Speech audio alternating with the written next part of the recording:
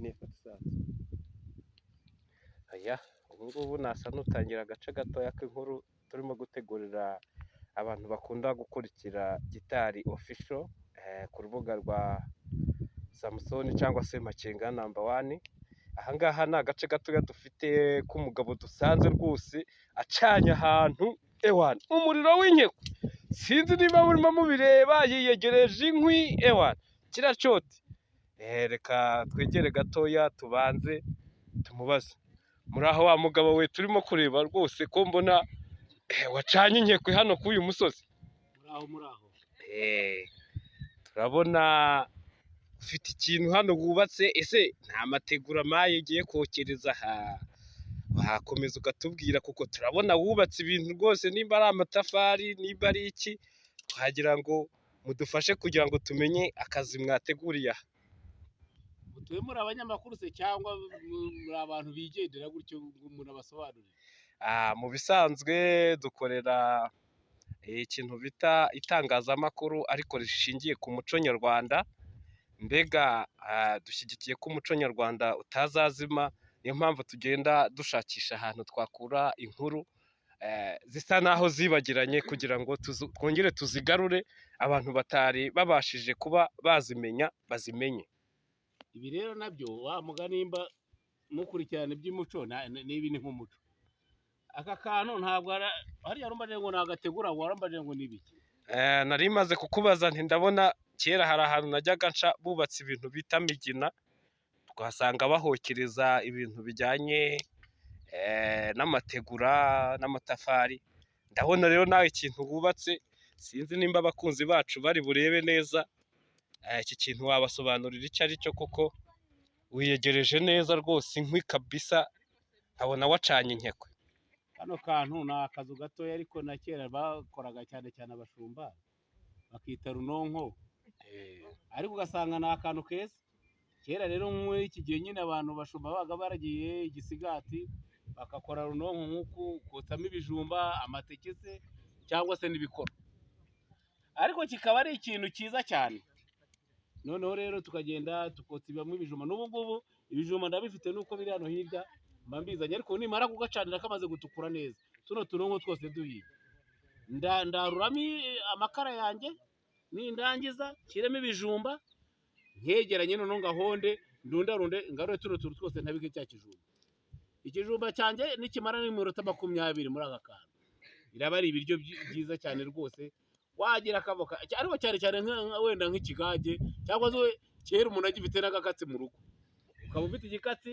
kirimo umuheha, agakatsi kakaba karaye, ukiyegera uri umugabo ukiyicarira ukiriye ikijumba cyawe ukinywera igikatsi, wabaguriye neza rwose, nta ngaruka nta kibazo biba biteye rwose pe. Cyangwa se muri utari butinde wenda umbwireze kugwaho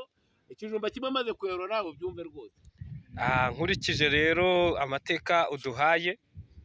dusanze koko ibyo bintu hari abantu benshi buriya bari bwota amasimbi, bari mu Rwanda mu mijyi itandukanye, za Musanze, za Rubavu, Kigali, ugasanga uyu muco wo kuba abantu babona ahantu bokeje icyo bita runonko, ugasanga ntacyo bazi, cyangwa se abana bavukiye mu mijyi. Niyo mpamvu twabagendereye kugira ngo dukore iyi nkuru igendeye ku muco wo kotsa runonko. Tubashimiye akanya muduhaye, ariko kandi ntago twapfa kugenda tutarebye koko inkuru y'impamo ko iyi runonko koko ishobora kotsa ibiryo cyangwa se ibijumba cyangwa se imyumbati igashya ku gipimo umuntu yarya. Turagaruka turebe ko mu kanya rwose ibyo biryo kuko bishobora gushya muri runonko. Mugaruke murebe rwose, ubu sinahita gatunganya katarashya ngo gatukure utuno turonko tutaratukura ibitarashya, ariko mu kanya gatoya uze kugaruka nikamara gushya ndagahonda urebe ukuntu umuntu agakora. Nawe unini ibiryo byiza cyane, ntawe utabirya kuko ni byiza cyane, ni ibiryo byiza by'umuco, biba bimeze neza cyane. Gusa ariko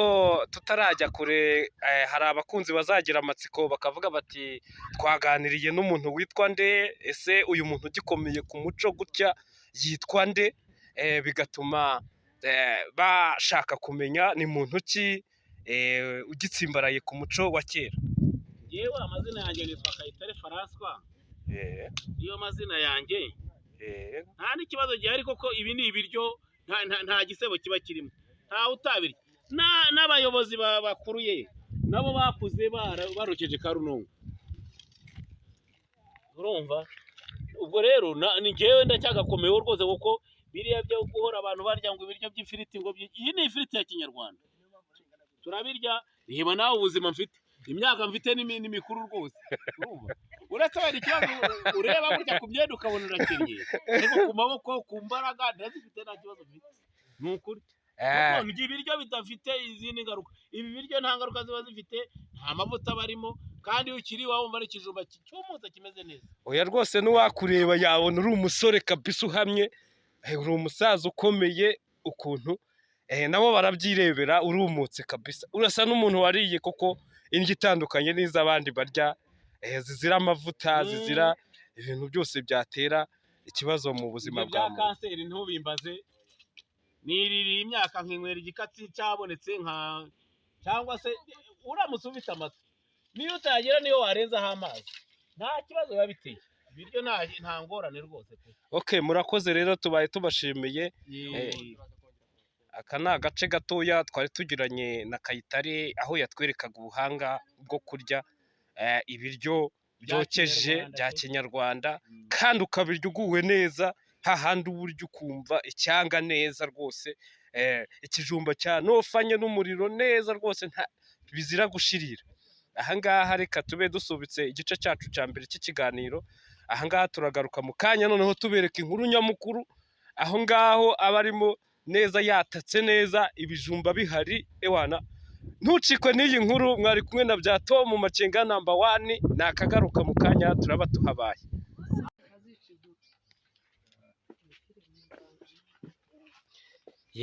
nkuko twari twabibasezeraniye mu cyiciro cyari kibanje ahangaha noneho tugiye kubereka kwa kundi nyine botsa runonko ewana igashyiga hwana uyu ni wa muntu wacu twari turi kumwe Kayitare wayitare kabisa akomeza abereka kuntu runonko neza igera ku cyiciro cyo kuba ibintu byajya neza mu buryo ukarya kabisa amafufu atakara hasi inkuru ngiyi rero nayibakurikiriye nahababereye ni kwa kundi turakomeje gahunda yacu nababwiye ngo amaso hano mwirebera gusa nimba rero ari inkuru wa mugano uzereka n'abanyarwanda sinzi ahantu utaha wa mugabo we ahantu nyine urabanza ukarura amakara gutya ukayigeza hino ahangaha urarebamo nushaka wigira hano uretse ko ukabanzamo ibijumba gutya iyo umaze gushyiramo ukuramo aya makara uyigezamo ibijumba gutya noneho ubanzamo ibijumba gutyo ukagenda ugisunikije igiti kuko biriya binonko biba byatuye nyine umuriro ni mwinshi ahangaha rwose urabibona ko ewana runonko kuko yatukuye ewana ibi ngibi byahatari umuriro wabaye icyo bita inkekwe noneho wamara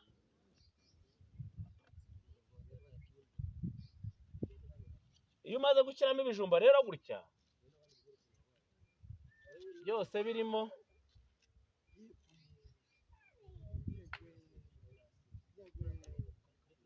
iyo ushatse umuriro urongera ukawigeza hano hafi y'umuryango gutya noneho kugira ngo rero bya bintu bigire ukoresha cyane ukoresha agasuka ukakirimura gutya ikinonko ucyegereza ku kijumba ucyegerezaho gutya kiba gishyushye cyane ahangaha murabibona mwese kabisa abantu mukumbuye kurya runonko ewana muri bwotamasimbi muri ahantu hatandukanye ku mpande enye z'isi murabibona hari abantu baba bagikomeye ku muco nyarwanda kabisa barya ikijumba bita runonko live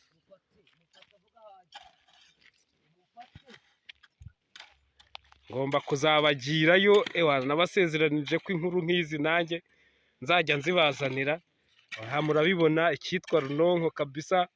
ushyiraho rero n'agataka hejuru kugira ngo bwa bushyuhe bwa runonko nyine bukomeze bube hasi bujya bumanuka bwika hasi noneho rero kugira ngo uze kumenya ko ni nko guteka ibijumba ufata agakoma noneho agakoma ugira gutya ukagashyira ahangaha ukakarambikaho, ariko niyo utagashyiraho ntacyo gatwaye, ari washyiraho kugira ngo iyo gahindutse kubera ubushyuhe buba bwazamutse umenya ko runonko yawe ihiye, ukaza kuyarura neza nta kibazo iguteye. ahangaha abakunzi bacu nk'uko twabibasezeraniye ko tuzajya tubazanira inkuru zitariho ivumbi twigiriyeyo. Murabibona ko icyitwa runonko kimaze kotswa cyangwa se gutabwa kugira ngo bya bijumba bibanze bifate pura yo gushya. Rero kuva amaze kubitaba, iyo bimaze, ariko niba byita kubitaba bita guhonda runonko. Warangiza rero iyo umaze gucya iki gitaka wiyicarira ahantu waba ufite ikigage ukabusomaho nta kibazo, cyangwa niyo ntacyo waba ufite da wifitiye, kera aho wabaga ufite nk'igikatsi, ubu ndagiye mbe nicariye ahantu mu kanya ndaza kuza bitarure, ni nko gutarura nk'ibitoki bikuremo bisubize muri aka kantu, wakirira aho waba ufite amazi, waba ufite ikigage nta kibazo kiba giteye, ni ikijumba kiba cyumutse kiryoshye rwose. Ari abatabishobora bananumira nta kibazo, nomero mba zifite ya telefone. Ahangaha rwose bakunzi bacu murabibona, kwa aka gapimo ushobora kuba uri ahantu ukumbuye ibi bijumba, ukumbuye kurya ikijumba cyo muri runonko n'amateke n'imyumbati n'ibijumba. Cyane cyane bakoresha ibijumba, ibikoro, amateke, yaba ari aya yitwa amayanga, ari bwayisi, ari nta kibazo. Ubwo rero aha turagaruka ku iyi nkuru yacu kuko ni inkuru ndende, twashatse no kubereka ibijumba bihiye kugira ngo abantu barebe koko bya bintu bihari bya kinyarwanda ntaho byagiye. Turongera tugaruke mu kanya tubereke noneho ibijumba byahiye bigiye kuribwa. Murakoze. Nta kibazo. Turagarutse ku cyiciro cyacu cyo kugira ngo dutembere isi tureba ibyiza bitatse u Rwanda, dukomeza tuvuga ngo umuco w'iwacu ntugacuyuke. Hano ni kwa wa mugabo twari twasuye uyu munsi, atwereka uburyo umuntu ashobora kurya ibijumba cyangwa se amateke cyangwa se ibikoro byokeje mu buryo bwa runonko, udashyizemo amazi rwose, kandi ukabirya amafufu atakara hasi. Reka nkomeze namwe mwihera amaso kabisa.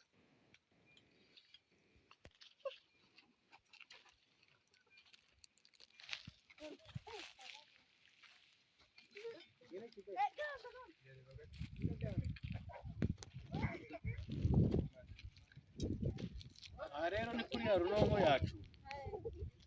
nawe nayigize iyawe kuko nawe wahatinze wa mugabo we.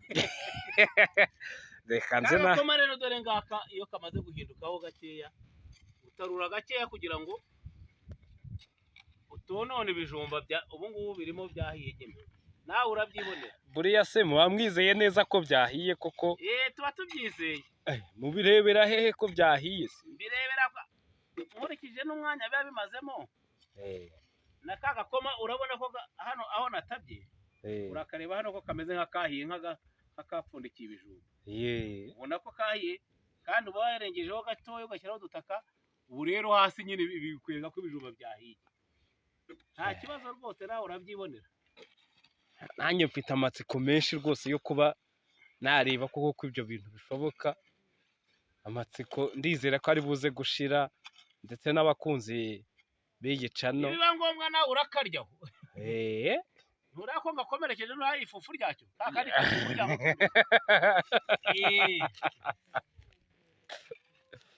Yewe hahiye koko. Ku iyi nshuro nabagiriyeyo rwose, nubwo byansabye gukora urugendo rurerure, ariko aya makuru mbazaniye ntago ariho ivumbi. Nayazanye yose uko yakabaye. Yamaye ndabona ibijumba bitangiye gutima inopfo koko. Umuntu utangiye guhamagara wasanga aje kubiryaho nawe. Yenda nawe arabishaka nawe namu. Yamaye. Naga telefone ko mu cyaro ntacyo kaba. Abagakomeye. Ariko yenda n'abatesha umutwe yenda. N'uri mu ndeba ndimo mbyaro yenda akavuga ati yenda muzehe wampaho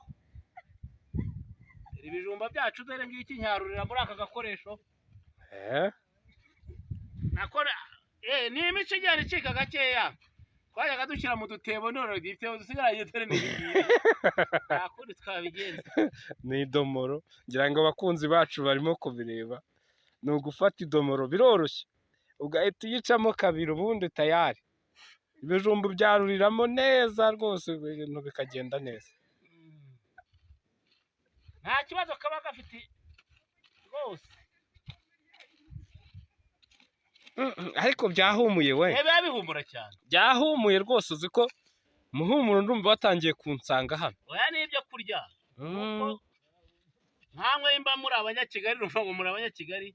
ibyo muvuga rero ngo nimujya murya akajumba ngo kariho ivu aka kavu bwako kavura n'igifu umuntu urwara igifu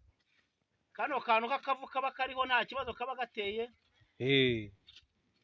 uragikubita nyine ukagihungura agasigaye ukirira waba ufite amazi kera nk'abashumba hari ikintu bita itika ni ikibabi cy'amateke ukagenda ukagifata ugatega kuri kano nta kibazo ukaza ukinywera ugashyira ku kijumba cyawe cya runonko nta kibazo kigize kiba cyahiye ni ukukitondera kugira ngo utagicamo kabiri rwose neza witonze uyu munsi tubahaye amakuru rwose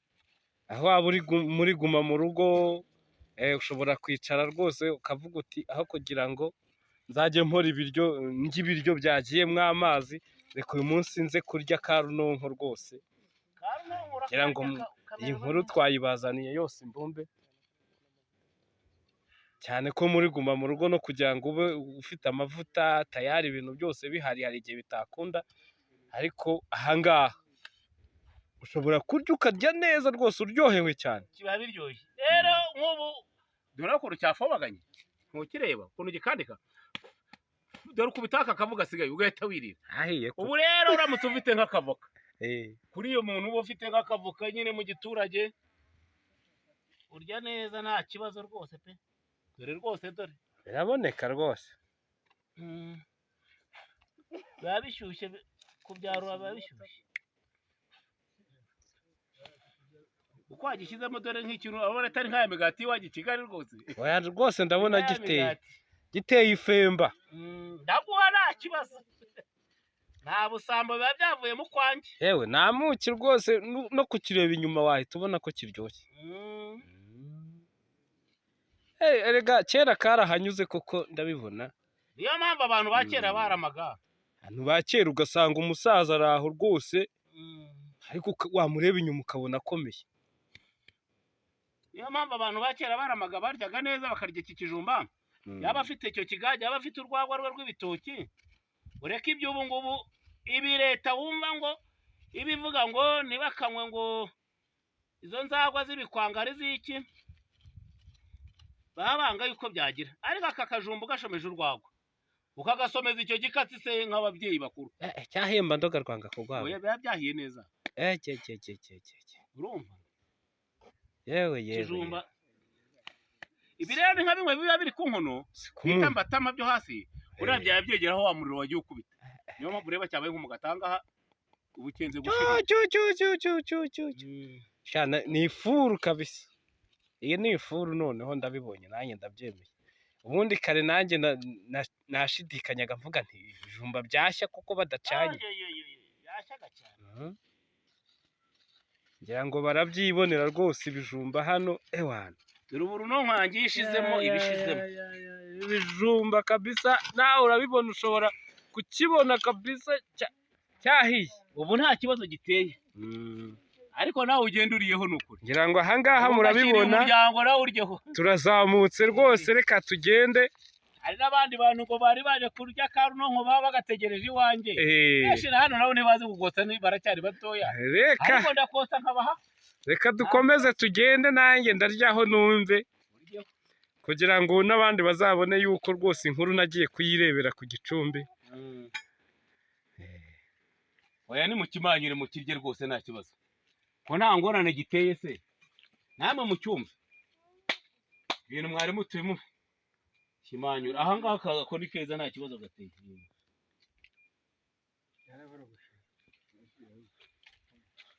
wabonye imbere ko kimeze nk'igikoro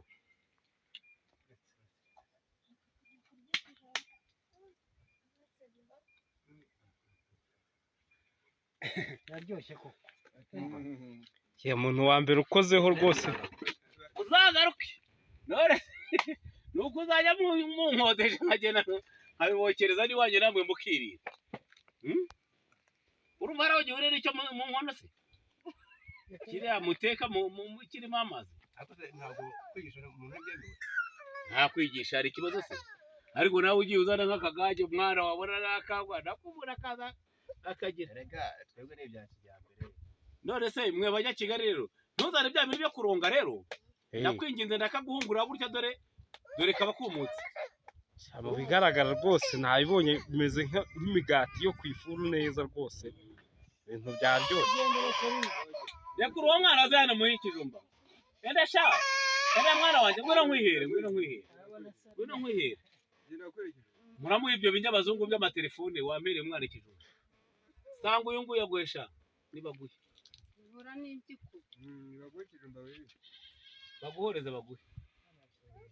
baguhoreze baguhe